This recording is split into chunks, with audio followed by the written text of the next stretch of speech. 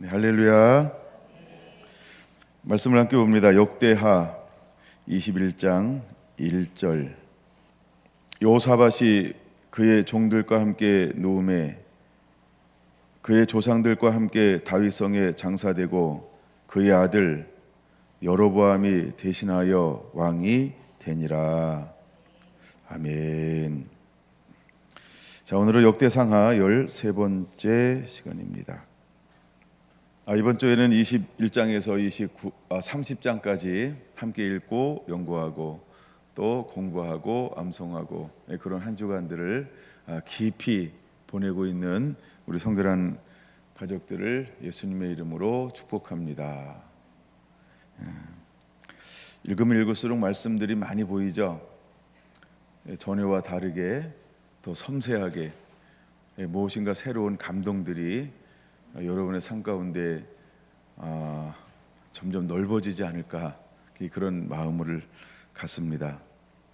한 주간 동안 일본에서 아주 귀한 경험들, 은혜를 주러 간 것이 아니고 갈 때는 은혜 주러 갔는데 가서 보니 은혜를 받고 왔습니다.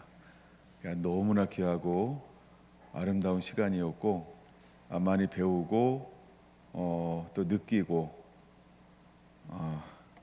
하여간 그런 시간들이었습니다. 나중에 시간 되면 간증을 나눌 수도 있습니다. 자, 오늘은 21장부터 말씀을 한번 다루어 보려고 합니다. 여호람은 5대 유다의 왕입니다. 그는 32살에 왕이가 되었고 8년 동안 통치를 하게 되어집니다. 근데 여호람은 유다 왕 중에서 보기 드물게 악한 왕이었다라고 하는 것입니다. 그 악하다라고 하는 이유는 선과 악을 어떻게 구분하고 있을까? 성경은 딱 두 가지로 구분합니다. 다윗의 길을 걷는가? 여로보암의 길을 걷는가? 즉 하나님만 섬기는가? 우상을 겸하여 섬기는가? 우상을 섬기면 악한 왕이고 하나님을 섬기면 선한 왕이고 역대기에서 우리에게 보여주고자 함은 명확합니다. 또한 열왕기 상하에서도 우리에게 선과 악한 왕을 구분할 때 명확하게 보여줍니다. 하나님 말씀에 순종하고 하나님을 섬겼느냐 선한 왕입니다. 하나님을 버리고 우상을 섬겼는가 그러면 악한 왕입니다. 여러분은 지금 살아가면서 어떤 삶을 살고 있나요? 여러분은 선한가요? 아니면 여러분은 악한가요? 우리가 보여지기는 다 선한 사람처럼 보입니다. 근데 내면의 세계, 즉 속사람을 바라보면 두 마음을 품고 있을 수 있다는 것이죠. 그러면 자기 자신은 알죠. 나는 선한 듯한데 악하구만. 또 나는 스스로 물어보면 아유 저는 악해요. 이러면서도 뭐라고 인정해 주기를 원하는 거죠. 아유 무슨 말씀해요. 당신은 내가 볼 때 선해요. 뭐 이렇게 이제 말을 듣고 싶어하는 마음도 있을 수 있습니다. 근데 하나님은 우리를 판단할 때 복잡하게 판단하지 않는다는 것이죠. 일단 우리가 열왕기 상과 열왕기 하 이미 30장까지 읽었습니다. 그 중에서 하나님의 판단은 우리를 혼란스럽게 만들지 않아요. 다시 말해서 재해석하게 만들지 않고 있다라고 하는 것입니다. 한 사람 한 사람들의 삶에 명확하다라고 하는 거죠. 일단은 다윗의 삶이 명확합니다. 한 장밖에 기록되지 않았지만 사울의 삶도 명확합니다. 그 다음에 역대하에서 1장에서 9장 솔로몬 삶이 명확하다라고 하는 겁니다. 그 다음에 르호보암부터 시작해서 오늘까지 소개되어지고 있는 왕들은 명확하다라고 하는 겁니다. 대부분의 사람들은 하나님을 섬겼습니다. 그래서 여호와 보시기에 정직히 행하였다라고 말합니다. 여호와 보시기에 정직히 행하였다라고 말하고 있습니다. 근데 이제 그 중에서 삶이 나누어지는 것입니다. 처음과 마지막이 같은가 다른가? 이것을 왕들을 통해서 우리에게 보여주고 있다라고 하는 겁니다. 그러면 역대기는 오늘 교회를 다니고 신앙생활을 한 사람들, 이제 신앙의 초보를 지나서 이제 마지막까지 달려가야 될 삶을 남겨둔 사람들에게 분명하게 읽어내야 할 것이 있다라고 하는 겁니다. 과연 나는 신앙을 시작하고 나서 지금까지 달려오고 마지막까지 달려갈 때 어떻게 믿음으로 달려가야 할 것인가를 역대기를 통하여서 자기 삶을 비추어 보아야 한다라고 확신합니다. 저는 오늘도 역대하를 읽으면서 유정의 미를 명확하게 볼 수 있구나라고 하는 생각을 다시 한번 해 보았습니다. 먼저 여로보암은 첫 번째, 그는 권력을 장악하기 위해서 형제들과 지도자들을 죽이는 삶으로 1절에서 4절 시작하고 있다라고 하는 것입니다. 근데 그가 이런 행동을 했던 이유는 어디에 있었을까? 아내를 잘못 만났을까? 부모를 잘못 만났을까? 이렇게 표현해 볼 수 있다라고 하는 거죠. 그의 부인은 아달랴라고 하는 여인이었고 그의 아버지로 말미암아 북이스라엘 아합과 이세벨의 딸과 전략적 결혼을 하게 된 것이 원인으로 작용하고 있다라고 하는 것입니다. 그러면 여호사밧은 왜 굳이 이스라엘과 자꾸 동맹을 맺으려고 하고 있는가? 이미 지난 시간에 말씀을 나누었던 것처럼 여호와께서 악하게 여기는 자, 여호와께서 좋지 않게 여기는 자와 연합하고 하나 되고 협력하는 것을 하나님은 그리 좋아하지 않는다라고 하는 것을 명확하게 하고 있다라고 하는 걸 우리가 깨달아야 합니다. 우리도 신앙생활을 할 때 100% 좋은 사람들과만 교제할 수는 없습니다. 때로는 좋지 않은 사람, 때로는 전혀 불신자, 때로는 악한 자, 때로는 전혀 원하지 않는데 여러 가지 사항으로 인하여서 교제할 수 있습니다. 여러분들은 이럴 때 한 번 멈춰서 기도해 봐야 합니다. 아니, 두 마음을 멈춰서 기도해 봐야 합니다. 아니, 한 번 더 멈춰서 기도해 봐야 한다라고 하는 겁니다. 그럼 하나님은 우리에게 열왕기를 통해서 어떤 교훈을 주고 싶어 하실까라는 마음이 들었습니다. 왜 이것을 지속적으로 동일한 방향으로 우리에게 보여주고 있지? 그럼 우리도 어떤 상황을 만났을 때, 어떤 결정을 할 때 일단 하나님께 아름답게 쓰임받은 사람들의 공통점이 무엇이냐 하면 말씀에 순종했다. 두 번째가 뭔지 아십니까? 여호와께 물었다라고 하는 겁니다. 여호와를 찾았다라고 하는 것입니다. 그러면 우리도 배워야 한다라고 하는 겁니다. 일단 우리는 말씀에 순종하는 자가 첫 번째가 되어야 합니다. 온전한 순종이 되어야 할 줄로 믿습니다. 이걸 다른 말로 표현하면 단순함이라는 것이죠. 우리는 단순하게 하나님 앞에서는 어린아이가 되어야 한다라고 하는 것입니다. 그러나 두 번째는 복잡한 자가 되어야 한다는 겁니다. 무엇에 복잡해야 할까요? 기도해야 한다라고 하는 의미로 복잡함을 사용하고 있는 것입니다. 우리는 어떻게 해야 될 바를 모릅니다. 어떻게 나가야 할 바도 모릅니다. 우리에게는 전략도 없고 계획도 없고 우리는 어떻게 이것을 펼쳐나가야 할 그 어떤 청사진도 가지고 있지 않다는 겁니다. 그러면 우리는 두 번째, 첫째는 말씀 앞에 단순함이지만 두 번째는 그 앞에 무지무지 복잡함을 가지고 있어야 합니다. 근데 그 복잡함은 단순화시킨다고 한다면 기도하는 것입니다. 즉 기도할 때 모든 복잡함을 하나님 앞에 아뢰라 라는 의미인 것입니다. 어떻게 할지 모르니까 주여 어떻게 할까요? 그 다음이 어떻게 할까요? 그 다음이 어떻게 할까요? 이런 문제가 그러면 어떻게 할까요? 내 생각에는 이런 것도 있는 것 같은데 주님 그럼 이건 어떻게 해주실 거예요? 우리가 혼자 하나님을 제외 놓고 내가 스스로 머리를 돌려서 계획과 전략을 짜는 것하고는 판이하게 다른 겁니다. 내가 하겠다라고 하는 것이 아니고 하나님 앞에 나가 하나님 나는 할 수 없습니다. 근데 이걸 하나님이 하라고 하니 이걸 하겠습니다. 그러면 하나님 내가 어떻게 감당해 내기를 원하십니까? 라는 방향으로 하나님을 의지하는 것입니다. 이해가 되십니까? 제가 초창기 때 은혜를 받았을 때 분별하는 법에 대한 하나님의 은혜를 경험하기 시작할 때 이런 경험을 했던 기억이 났습니다. 똑같은 사람에 대해서 비판을 하고 판단을 하고 정죄를 합니다. 그럼 하나님이 싫어합니다. 일단 영이 싫어하는 것을 경험했습니다.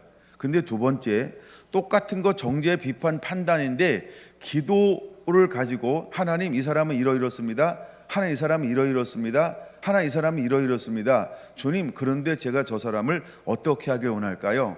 이런 연약함이 있습니다. 이런 나랑 맞지 않는 점이 있습니다. 이런 부족함들이 있습니다. 주님 저런 걸 내가 어떻게 포용하길 원합니까? 라는 기도를 통하여 그를 분별해낼 때 하나님의 성령은 너무 좋아하셨다는 겁니다. 저는 그것을 기름 부음과 하나님의 은혜로 경험할 수 있었습니다. 여러분 어떤가요? 첫 번째, 단순함, 무조건 순종하라고 하는 겁니다. 근데 두 번째는 뭐라고요? 복잡하라고 하는 겁니다. 어디에서 복잡해야 할까? 기도할 때 복잡하라고 하는 겁니다.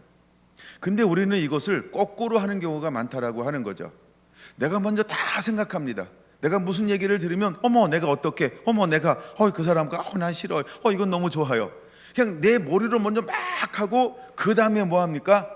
그 다음에 해야지 그러면 어떻게 할지를 잘 모르는 경우도 있고 또 뭐 신나할 수도 있고 하여간 이게 뭔가 순서가 우선순위가 뒤바뀐 결정을 우리는 나도 모르게 당당하게 하고 있다라고 하는 것입니다. 그러면서 스스로 뭐라고 생각할까요? 나는 괜찮아. 나는 잘하고 있어. 나는 올바라. 나는 믿음으로 결정한 거야. 최소한 나는 기도하고 있잖아. 이렇게 자기를 착각하게 만들 수 있다라고 하는 겁니다. 여러분은 어떤가요? 왕들의 이야기를 쭉 읽으면서 여러분은 어떤 은혜를 받고 있나요? 받은 은혜를 나눠주신 분이 없어서 그렇죠? 간증을 하셨어요. 받은 은혜를 이렇게 막 나누면 좋겠다 생각을 했는데 그래서 하여간 제가 그런 부분에 대해서 아직 도움 듣지 못해서 하는 이야기입니다. 그러나 나름대로 어마어마한 은혜를 누리고 있겠죠. 다 비밀 상자를 하나씩 가지고 있는 듯 어마어마한 은혜를 누리고 있을 거란 생각을 합니다. 여보세요? 여러분 이 우선순위가 왜 중요한지를 역대 상하를 읽어나가면서 그걸 깨닫게 되는 은혜가 있게 되기를 원합니다. 첫째가 뭐라고요? 말씀 앞에 단순한 순종이라는 거예요. 둘째가 뭐라고요? 복잡하지만 기도하라고 하는 거예요. 일부러 이렇게 표현해 보는 겁니다. 단순함은 어디서 필요할 것인가? 먼저 말씀 앞에 하나님의 뜻 앞에는 단순함입니다. 그럼 여러분 잘 보세요. 하나님께서 명령하는 게 단순합니까? 쉽습니까? 할 수 있습니까? 감당할 수 있습니까? 이거 뻔한 겁니까? 상식적인 겁니까? 절대 아니라는 거죠. 근데 말씀하시면 내 의지, 내 판단, 내 계획, 내 여건, 내 상황을 몽땅 내려놓는 겁니다. 나를 배제하는 것. 그래서 단순하라고 하는 겁니다. 두 번째, 이것을 진행해야 되니까 어떻게 해야 될까요? 복잡해야 한다는 겁니다. 그러나 이 복잡함은 어떻게 복잡하라고요? 하나님을 의지함, 즉 기도함으로 복잡하라고 하는 겁니다. 하나님이 말씀하셨으니 주님 이거 어떻게 행할까요? 지혜 주세요. 능력 주세요. 분별력 주세요. 하나님 담대하게 해주세요. 지금 용기 해주세요. 이거 하려고 했는데 문이 안 보이네요. 길이 안 보이네요. 어떻게 해야 될지 깝깝하네요. 주님 어떻게 할까요? 도와주세요. 이게 복잡함을 해결하는 단순한 열쇠라고 하는 겁니다. 이제 여러분들은 역대상하를 읽어나가고 그 다음에 삶에서 이것을 적용할 때 우리가 어떻게 우리의 상황을 돌파해 나가야 할까? 여러분 오늘 이 두 가지를 꼭 붙잡고 우리의 실제 삶 속에서 적용하며 이제 길을 만들어내는 그런 하나님의 사람들이 되기를 원합니다. 여호람은 보게 되는 게 악한 왕으로 기록되어졌다라고 말하고 말씀을 드렸습니다. 근데 그는 아버지를 잘못 만난 걸까? 어머니를 잘못 만난 걸까? 어쨌든 아버지에 의해서 그는 결혼을 했는데 유다에 있는 한 여인을 아내로 맞이한 것이 아닌 이스라엘에 있는 한 여인을 아내로 맞이할 수밖에 없었다라고 하는 겁니다. 물론 그는 왕이 되기 전에도 다른 여인을 또 부인으로 맞이했고 또 왕이 된 이후에도 다른 여인들을 부인으로 맞이했습니다. 성경에 그 부인이 여럿이 있다는 증거가 나오지 않지만 아들이 많았다라고 하는 것은 엄마가 달랐다라고 하는 의미니까 엄마는 아사달 혼자 있수가 아달랴 참 아다달 막 경주로 돌아왔어요. 네. 아달랴 혼자일 수 없다는 것을 능히 생각을 해냈을 것입니다. 여러분, 그는 그러므로 우리에게 두 번째 중요한 게 뭐냐 하면, 이제 말씀 속에서 두 번째 중요한 것이 결혼이라고 하는 겁니다.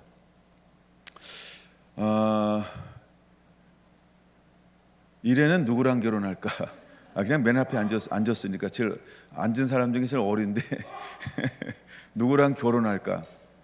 이게 중요한데, 쉬운데, 단순한 것 같은데 어려운 문제죠. 누구랑 결혼할 것인가라고 하는 것. 근데 그 부분에 대해서 우리 박선희 권사님이 잘 간증해 주셔서 여러분들에게 많은 은혜가 될 것입니다. 그 고백이 한 10년은 가기를 원합니다. 둘 다 결혼할 때까지. 10년 안에 가겠죠. 욕심이 없어야 됩니다. 근데 하여간 욕심이 없다고 해놓고 바로 욕심 부리고 막 이러면 안 좋은 케이스입니다. 이게 진행이 안 될 때 이 얘기를 해놔야 돼요. 진행이 되는데 이 얘기하는 건 목숨 걸어야 돼요. 막 삐짐을 감당 못하기 때문에. 그래서 하여간 우리가 그런 걸 많이 하여간 경험했어요. 막상 막 결혼하고 막 이러면 정말 따져요. 단순한 신앙만 믿음만 보는 게 아니고, 첫째 너 뭐하니? 그 다음에 집안 뭐하니? 막 이런 배경 막 이런 거 얼마나 우리가 보려고 하는 유혹에 실제로 넘어가는지 몰라요. 뭐 여러분 주변에서 이런 일을 충분히 볼 수 있을 거라는 생각이 듭니다. 근데 하나님 이것을 싫어하는 이유가 무엇일까요? 싫어하는 이유가 무엇일까요? 그 여인에게 있는 문화가 들어온다라고 하는 것 때문입니다. 그게 문화가 들어오기 때문에 싫어하는 겁니다. 그래서 세 번째, 그 여인으로 말미암아 실제로 여호람은 어떤 정치적 삶을 살아가게 될까요? 영적 정치적으로 그는 우상을 섬기는 보이지 않는 이방 문화의 영향을 가지고 자라나게 되었다라고 하는 겁니다. 근데 놀라운 것은 이방 문화를 가지고 있지만 그는 다윗의 후손이고 또 왕위에 앉았다라고 하는 것입니다. 왜 그는 8년 동안만 통치하게 했을까? 나이가 많아서 많이 해서 왕이 되었기 때문에 그 이유만은 아니라고 하는 것을 보여주고 있죠. 자, 이제 그가 하나님만을 섬기지 않았을 때 그가 다스리는 나라에는 어떤 것들이 몰려오기 시작했을까요? 에돔이 배반하기 시작합니다. 그리고 속국으로 있다가 지배 아래에 있다가 조공을 바치다가 독립을 선언하게 되어지는 거죠. 그 다음에 림나가 그 속국으로 밑에 머물러 있다가 배반하게 되는 일이 일어납니다. 그 다음에 그는 산당을 설립하게 되어집니다. 누구 등살에 산당을 설립하게 될까요? 맨정신에 못합니다. 미혹과 유혹이 대야만 이방인을 섬기는, 즉 하나님 외에 다른 신을 섬기는 그 가증한 것들을 거룩한 곳에 세울 수 있게 되어지는 것입니다. 우리가 이제 뭐 술 한 잔 먹으면 술 기운에 이런 표현인 것처럼 사람들은 술 기운을 빌려서 하지 않아야 될 것을 하면서도 술 먹어서 그랬어요. 이러면서 그 술을 핑계를 잡아 술로 막 이렇게 몰아붙입니다. 그런 것처럼 여호람은 누구에게로 이것을 몰아붙이고 있나요? 내가 아내를 잘못 만나서요. 아내의 이걸 어떻게 아내를 달래줘야 되는데 내가 남편으로서 이거 하나는 들어줘야 된다는 이런 생각이 막 들었어요 하면서 여러 가지 막 이유와 핑계를 댈 수도 있었을 것입니다. 그러나 결국은 이것이 하나님을 배반하는 그런 결과를 가져오게 되었다라는 것이지요. 그래서 하나님께서 어떻게 했습니까? 이제 엘리야를 통하여서 편지를 보냅니다. 그리고 엘리야를 통하여 경고하게 하는 거죠. 첫째, 둘째, 셋째, 넷째 경고를 받게 되어집니다. 그러나 그 경고를 받음에도 불구하고 여호람은 무시하게 된다라고 하는 겁니다. 여러분, 우리가 어떤 미혹을 받고 유혹을 받으면 들어야 될 것을 듣지 아니하고 듣고 싶은 것을 듣는 경향이 더 심화되어진다라고 하는 것입니다. 우리가 조언을 좋아할까요? 조언 좋아하는 사람 있나요? 엄마의 말을 3마디 이상 듣는 걸 좋아하는 자녀들이 있을까요? 그 말은 2마디까지만 하라는 겁니다. 2마디 이상 넘어가서 3마디째부터는 아이들은요, 귀를 닫는다라고 말합니다. 저는 남자아이들만 엄마 말에 귀를 닫는 줄 알았어요. 근데 이렇게 예쁜 시온이를 비롯한 딸들도 눈을, 귀를 닫는답니다. 그런지 윤희한테 물어봐야 되나요? 여러분 2마디까지만 하셔야 된다는 거죠. 여러분, 우리가 그 이상하면 다음 세대가 어른 세대를 뭐라고 부르는지 이미 이해하고 계시죠? 꼰대라고 말한다고 합니다. 이미 그 상태가 되면 안 듣는다라고 하는 거죠. 가장 남의 말을 안 듣는 직업군 중에 하나가 가르치는 사람들을 가르치는 직업을 가진 사람들이라고 말합니다. 내가 선생인데, 내가 판사인데, 내가 변호사인데, 그 다음에 내가 목사인데, 남의 말을 잘 안 듣는 직업군들이 있는데, 특별히 가르치는 사람, 누군가를 지도하는 사람들은 남의 말을 잘 안 듣는 경향이 있는데 그 경향이 높다라고 표현을 한답니다. 근데 오늘 여기 여호람이 엘리야, 우리가 말하는 엘리야, 아니 여러분이 알고 있는 그 엘리야입니다. 다른 엘리야가 아닙니다. 그 엘리야가 하나님의 감동을 받고 지시를 받아 여로보암 남유다 왕에게 무엇을 보냈어요? 편지를 보냈단 말이에요. 구구절절이 얼마나 명확하게 요약해서 알아들을 수 있도록. 왜? 하나님이 감동 줬으니까. 우리도 그런 편지 받고 싶잖아요. 안 궁금해요? 나한테는 어떤 편지 보낼까? 근데 여호람은 내가 받고 싶은 편지를 받았음에도 불구하고 어떻게 했다? 무시했다. 앞에다 개자 한번 붙이고 싶은 마음이 들었어요. 그게 여호람이었다라는 겁니다. 여러분 어떤가요? 여러분은 겉면의 말을 잘 듣습니까? 조언의 말을 잘 들으려고 합니까? 여러분은 어떤 그런 교정하는 말을 듣고 싶습니까? 우리가 고린도전서 14장에서 말하는 것처럼 우리가 예언 사역할 때 교정이라는 영역이 있는데 그걸 잘하지 못하게 합니다. 왜 그럴까요? 그러다가 사역 끝난다. 더 이상 당신한테는 예언 안 받을 걸, 기분 나빠서 이런 겁니다. 지난번에 어떤 왕이 있었어요, 그렇죠? 근데 그 왕은 누구한테 예언 듣는 것을 싫어했을까요? 아마샤? 하여간 싫어해요. 왜 싫어했을까요? 꼭 내가 듣고 싶지 않은 것만 예언하기 때문에 그렇습니다. 그러면 잘 보세요. 예언자가 문제입니까? 듣는 자가 문제였습니까? 듣는 자가 문제였습니다. 그럼 듣는 자가 왜 문제라고 생각했습니까? 꼭 내가 안 하고 싶은 것만 자기한테 이야기하기 때문입니다. 내가 마음속으로 이미 품고 있잖아요. 뜻을 정했잖아요. 그것을 돕는 이야기는 하나도 하지 않는다는 겁니다. 그러면 세 번째, 그 왕은 어떤 걸 품은 거예요? 결국 하나님이 원치 않는 것을 품고 있었기 때문에 하나님의 선지자는 왕의 마음을 시원케 해줄 수가 없었던 것입니다. 그래서 네 번째 왕은 그를 어떻게 했어요? 그냥 싫어하고 미워하는 겁니다. 여러분은 어떤가요? 우리가 여호람이라는 한 왕을 통하여서 충분히 여러 가지를 지나왔던 왕들도 더불어서 묵상해 볼 수 있다라고 하는 것입니다. 21장 16절에서 20절 무엇을 말하고 있나요? 심판과 죽음을 말하고 있습니다. 그는 블레셋과 아라비아 군대, 그는 궁전의 모든 재물들 또한 아내들 자녀들까지도 전부 빼앗기고 잃어버리는 그런 결과를 하나님이 허용하고 있다라고 하는 것입니다. 그는 창자가 썩는 질병이 걸렸습니다.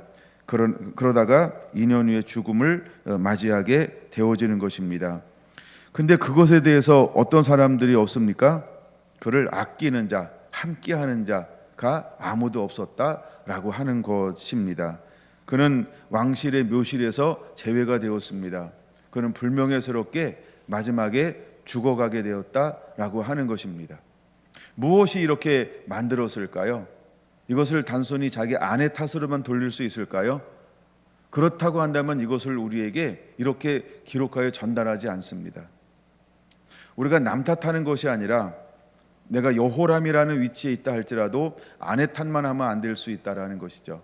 나와 하나님과 관계에서 바른 회복, 이런 것들이 일어나야 할 것을 어쩌면 여호람을 통하여 우리에게 또다시 보여주고 있는 것입니다. 그의 아들이 왕이 되었습니다. 그는 22살에 왕이 되어서 1년 동안 재위하게 되어집니다. 그의 이름은 아하시야입니다. 아하시야는 어떤 길을 걸어갔다라고 말씀을 하고 있나요? 22장 그는 아합의 길을 걸어갔다라고 말하고 있습니다. 그도 마찬가지로 우상을 섬기는 그 길을 걸어갑니다. 근데 우상의 길을 걸어가는데 이게 어떻게 걸어가고 있는가를 보여주고 있는 말씀이 뭐냐면 꾀에 빠졌다, 꾀에 넘어갔다, 이런 표현들이 있습니다. 22장 3절 아하시야도 아합의 집 길로 행하였으니 이는 그의 어머니의 꾀가 악을 행하게 하였음이라 라고 말하고 있습니다.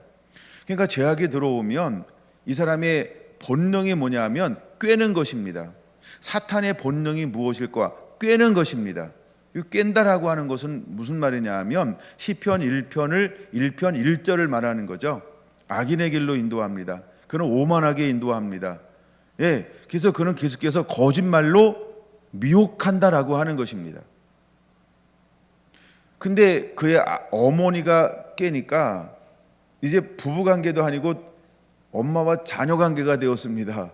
야, 이거 진짜 더 철벽이죠. 더 철옹성이죠. 이거 언제 이길 수 있을까요? 장성하면 이길 수 있죠. 장성해도 못 이겨요, 엄마? 이야, 그렇다고 고개 흔드는 분들이 있어서 엄마는 세다. 근데 아하시야가 그런 경우에 딱 놓이게 되었다라고 하는 것입니다. 근데 그 우상 성경과 악함을 통하여서 아람과 전쟁에 나갔다가 부상을 입게 되어집니다. 근데 그 또한 하나님이 원치 않는 무엇을 하게 되냐 하면 잘못된 동맹 관계를 자꾸 맺으려고 하고 있기 때문이라고 하는 겁니다. 물론 거기가 뭐 사돈댁이라고 할 수 있죠. 사돈댁인가요? 또 부모님 친정 너무나 가까운 뭐 이렇게 볼 수도 있습니다. 그러나 하나님은 이것을 싫어하신다라고 하는 겁니다. 자, 근데 이미 여호사밧이 문을 열어놓고 이제 아하시야까지 내려오는 가운데 아달랴라고 하는 이 한 여인을 통하여 사탄이 하고 싶은 일은 어떤 일을 행하고 있는 걸까요? 22장에 잘 기록되어져 있는 것처럼 다윗의 씨를 말리는 것입니다. 이것이 보이지 않는 사탄의 전략이었다라고 하는 것입니다. 22장 10절입니다. 그래서 유다 집의 왕국의 씨를 모두 진멸하였으나 라고 하는 이 단어, 이것이 사탄은 아달랴를 통하여서 결국 다윗의 후손을 전부 멸절하는 놀라운 계획을 가지고 있었는데 그 어떤 사람도 이거에 대해서 반응하지 못하고 있다라고 하는 것입니다. 어쩌면 우리가 시대를 살아가면서 더 깊은 하나님의 의도, 계획 모를 수 있습니다. 그럼에도 불구하고 하나님은 때에 따라서 하나님의 사람들을 세우시고, 두 번째, 때로 하나 우리의 연약함을 통하여서도 하나님의 일을 감당해내게 만든다라고 하는 것입니다. 그래서 유다의 왕들을 통해서 우리가 또한 배울 수 있는 것이 세 번째, 저는 뭐라고 생각했냐 하면 연약하지만 하나님 그 연약함을 끊어버리지 않고 선함의 하나의 한 줄기를 통하여서도 다윗의 후손이 끊어지지 않게 하시는 하나님, 우리가 그런 하나님을 바라볼 줄 알아야 한다라고 하는 것입니다. 그래서 우리는 90% 이상 좋아야 좋은 것이 아니고 때로는 2%만 가지고 있어도 하나님은 그것을 통하여 일하실 것이다 라고 하는 이 믿음을 가지고 있어야 한다라고 하는 겁니다. 우리가 깨어지고 상하고 실패한 것처럼 보이고 낙마한 것처럼 보이고 정말 처절하게 나쁜 놈처럼 보일 수 있습니다. 그러나 그 남은 2%, 어쩌다가 한번 베풀었던 선한 것, 그 2% 때문에 하나님은 완전히 멸하지 않고 그 후손을 이호하게 만드실 것이다 라고 하는 것입니다. 그러면서 22장 10절은 굉장히 중요한 한 단어인 것입니다. 여러분은 그 속에서 사탄에 보이지 않는 음모를 발견할 수 있어야 합니다. 그 다음에 하나 더 본다고 한다면 그 속에서 하나님은 또 그 다음 절에서 무엇과 이렇게 대비하여 말씀을 하고 있나요? 11절에 기록된 이유가 무엇일까? 왕의 딸 여호사밧, 그 다음에 그의 남편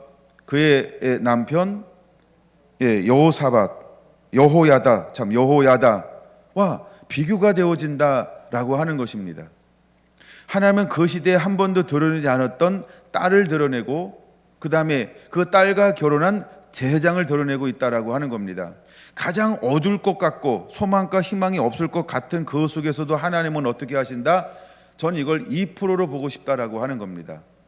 그래서 다른 모든 왕의 후손들이 전부 전멸되었습니다. 그런데 그 갓난 아이가 누구의 손에 의해서 아무도 모른 숨은 곳에서 자라나고 양육되어지고 있냐는 것이지요. 우리가 눈으로 볼 때는 소망과 희망이 아무것도 없습니다. 드디어 다윗의 후손이 완전 씨가 없이 끊어져 버리고 말았습니다. 그러나 그 속에서도 일하시는 하나님, 그러면 우리는 어떤 상황 속에서도 소망을 잃어버리지 않는 그 믿음을 가지고 있어야 한다는 겁니다. 죽을 것 같고 멸망할 것 같고 재기할 수 없을 것 같음에도 불구하고 하나님은 희망의 씨앗을 꺼트리지 않는 분이라는 것을 기억하시기를 바랍니다. 그러므로 내 힘과 능으로 하는 것이 아니고 하나님을 전적으로 의지할 때 하나님이 하시는 것입니다. 전 그것을 고린도전서 1장, 고린도후서 6장이라고 보는 것입니다. 하나님은 아무것도 없는 천하고 약한 사람들을 택합니다. 그러나 그들을 통하여 하나님은 일하시는 것입니다. 여러분, 우리가 열왕기 왕들을 보면서 잘난 사람들은 누가 있을까? 거의 없습니다. 전부 연약합니다. 근데 그들이 승리할 수 있었던 비결은 어디에 있었을까? 단 하나입니다. 그냥 말씀을 붙잡고 하나님이 기뻐하는 것을 걸어갔기 때문인 것입니다. 이걸 우리는 개혁이라고 표현하기도 합니다. 그러나 그들이 강함은 전혀 존재하지 않습니다. 하나님을 전적으로 의지할 때 하나님이 그들을 통해서 이방 세력들이 어떤 강함을 가지고 있다 할지라도 여호와 앞에 여호와 하나님의 도우심을 통하여 이기게 하시는 것입니다. 그러므로 우리가 경주에 있습니다, 대구에 있습니다, 또 서울에 있습니다. 할 수 있다라고 하는 것입니다. 우리의 장소적 개념이 아닌 그 한 사람이 가장 무식하고 가장 없고 가장 연약함에도 불구하고 하나님 한만을 의지하면 하나님은 그 연약한 아무것도 아닌 그 한 사람을 통하여 모든 것을 해내실 수 있는 분이라는 것을 믿으시기 바랍니다. 아멘입니까? 아멘입니까? 우리 자녀들이 아멘을 안 해주고 있네요. 한 명만 고개를 끄덕거려서 아멘입니까? 동의했으면 좋겠다는 마음이 들어서 자꾸 반복하는 거고요. 보세요, 제가 말씀을 나누면서 준비하면서 이게 묵상이 되었어요. 아벨의 가문과 가인의 가문이요. 아벨은 살해당했습니다. 그래서 대신 주었습니다. 하나님이 셋. 그리고 105살에 되었을 때 에노스 낳습니다. 그때서 여호와 이름을 불렀더라.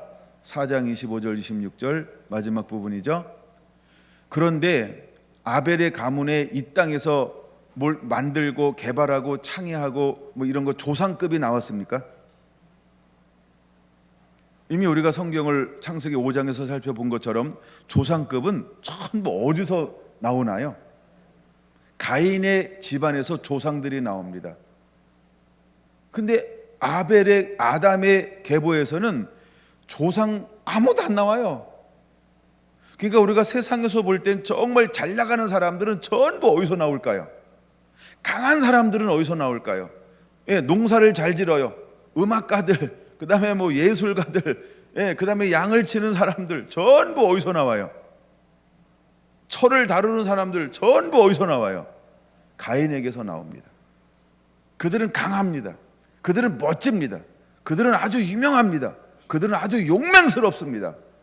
근데 놀라운 것은 하나님은 그들을 통하여 일하지 않는다는 겁니다. 왜? 가인은요, 내 힘으로 할 수 있다. 내가 할 수 있다. 근데 아벨 후손은요, 셋의 후손은요, 아담의 후손은요, 그렇게 연약하고 그렇게 무기력할 수가 없어요.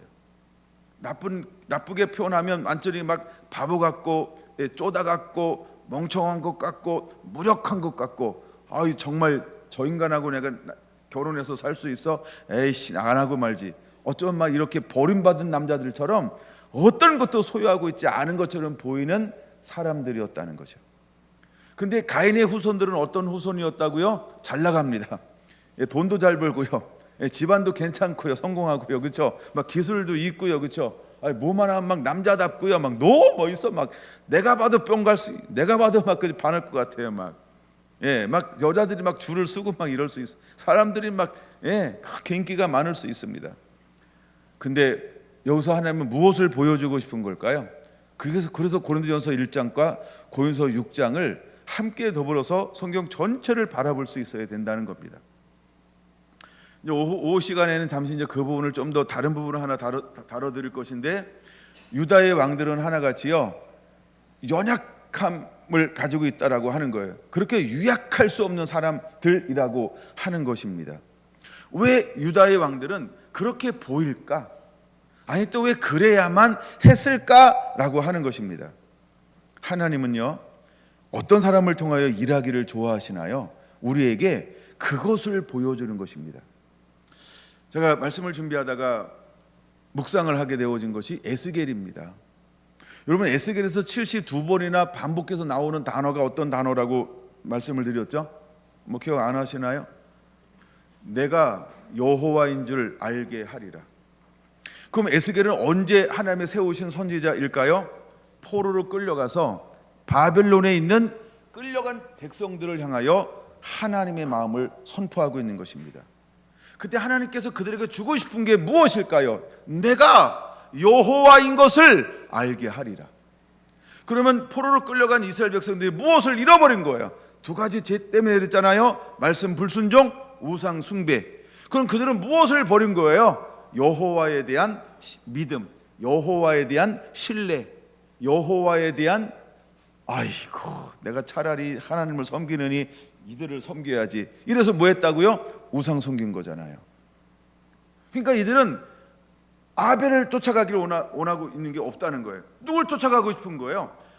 나도 가인의 후손이었으면, 나도 가인을 아버지로 두었으면, 나도 가인 가정에 태어났으면 좋았을 것을, 이러면서 나는 흙수저야 막 이러면서 자기의 존재감을 이렇게 막 어려워하고 힘들어할 수 있다라는 마음이 들었다라고 하는 겁니다. 근데 우리 여기 머물고 있잖아요. 이게 우리 현실이잖아요. 여러분, 이걸 뛰어넘을 수 있는 유일한 방법을 가르쳐 드리겠습니다. 그게 뭔지 아세요? 궁금해는 하시나요? 500원 안 받을 건데 궁금해는 하시나요? 그게요, 하나님만 의지하는 거예요. 그럼 이걸 뛰어넘어요. 저는 이 왕들을 보면서 이 열악한 환경을 뛰어넘는 방법이 뭐였지? 그 주변에 늘 강대한 나라들이 있었어요. 강대한 나라. 연약할 때 하는 것은 뭐예요?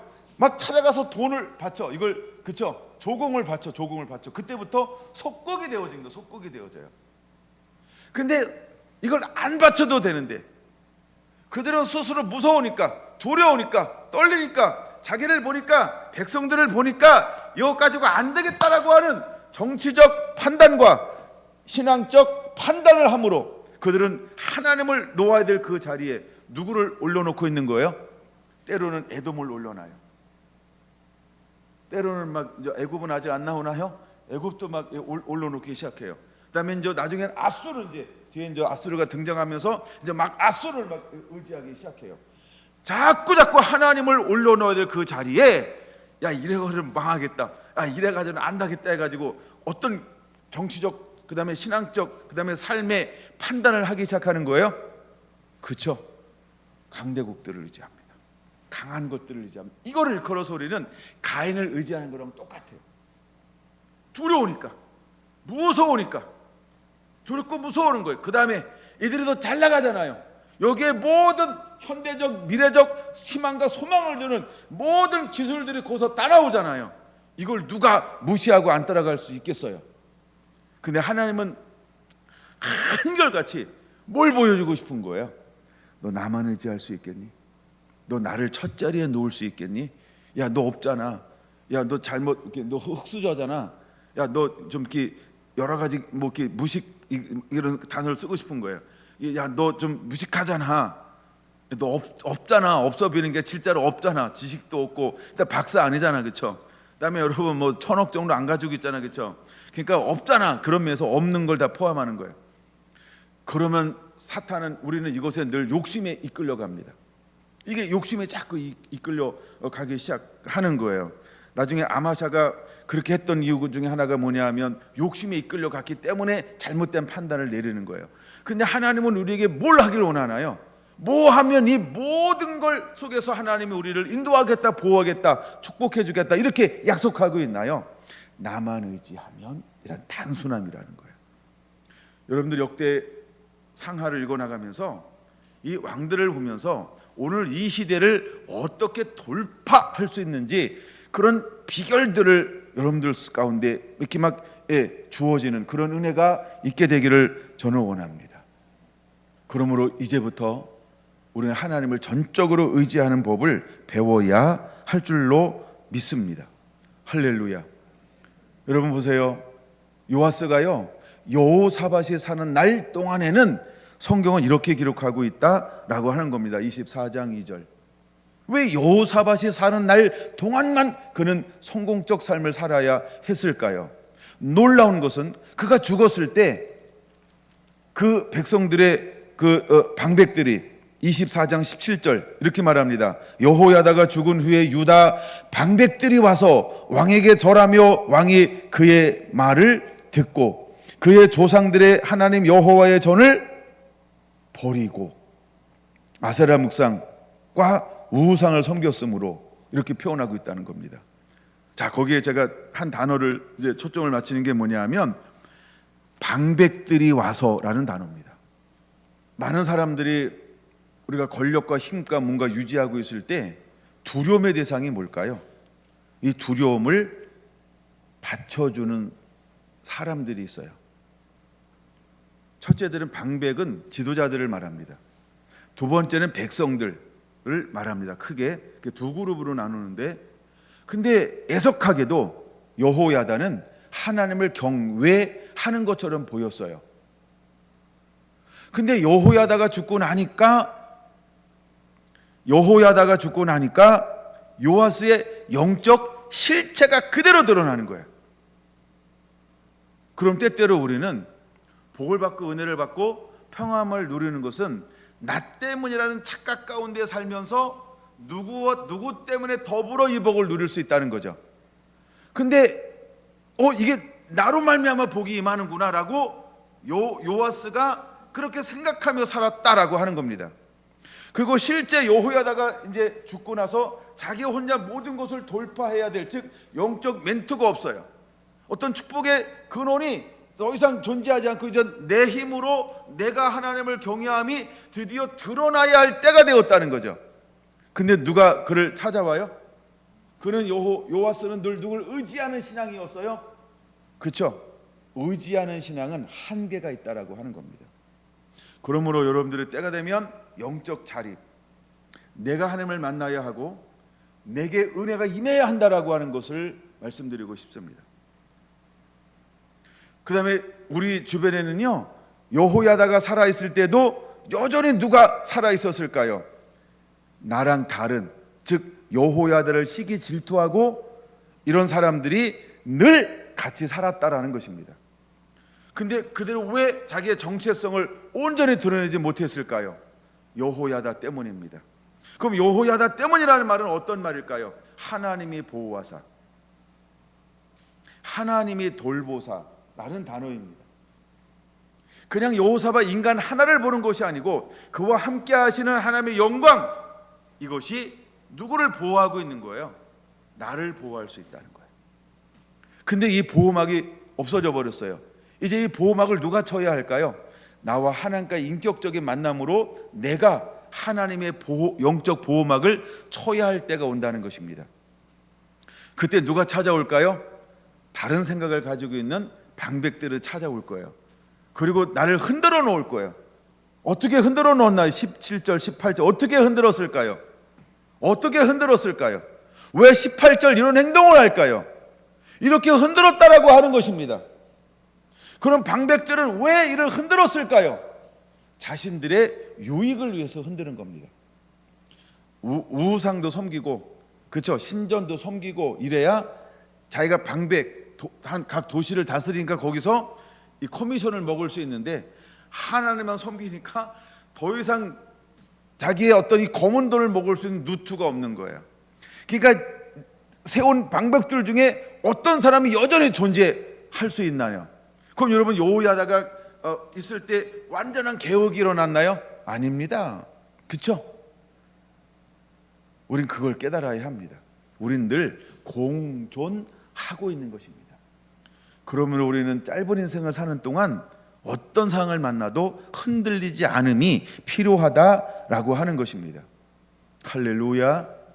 여러분들이 이 말씀을 읽고 또 읽고 나가면서 더 깊은, 내가 이것을 통하여 어떻게 내 삶 가운데 적용해야 하는지를 깊이 은혜 받고 말씀이 힘이 되어서 하나님의 가장 기뻐하는 길을 걸어갈 수 있는 그런 매일매일의 선택에서 하나님을 기쁘시게 하며 주님이 주신 축복과 영광을 누리는 하나님의 사람으로 일어서게 되기를 예수님의 이름으로 축원합니다. 아멘.